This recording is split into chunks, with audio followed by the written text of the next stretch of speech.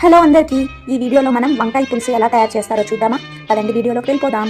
ముందుగా ఒక బాండాలి తీసుకొని అందులోకి ఆయిల్ వేసుకొని ఆవాలు, జీలకర్ర, మెంతులు వేసుకొని అది కొంచెం చిటపటలాడిన తర్వాత కట్ చేసుకున్న ఆనియన్స్ వేసుకోవాలి. అలాగే కరివేపాకు కూడా వేసుకోవాలి. ఆనియన్స్, కరివేపాకు బాగా వేగిన తర్వాత అందులోకి సన్నగా కట్ చేసుకున్న టమాటాస్ కూడా వేసుకోవాలి. టమాటాస్ వేసుకున్న తర్వాత అవి కొద్దిగా బాగా వేయించుకోవాలి. అందులోకి కూరకి సరిపడినంత కల్లుప్పు, పసుపు వేసుకొని బాగా కలుపుకొని మూత పెట్టేసామంటే తొందరగా మగ్గిపోతుంది. అలాగా టమాటాలని బాగా ఉడికించుకున్న తర్వాత ఆయిల్ పైకి తేలేంత వరకు బాగా ఉడికించుకోవాలి. తర్వాత వంకాయలకి 4 గాట్లు పెట్టుకొని వంకాయలు కూడా వేసేసుకోవాలి. వేసుకొని బాగా కలుపుకొని మూత పెట్టుకోవాలి. తర్వాత దంచుకున్న తెల్లగడ్డలు, మిరప్పొడి, కొద్దిగా ధనియాల పొడి కూడా వేసుకొని బాగా కలుపుకోవాలి.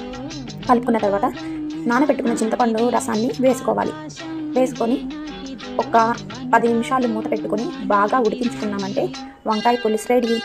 ఒకసారి ఈ స్టైల్లో వంకాయ పులుసు ట్రై చేయండి. ఎలా వచ్చిందో నాకు కామెంట్ చేయండి. Please like, share and subscribe my channel. Bye.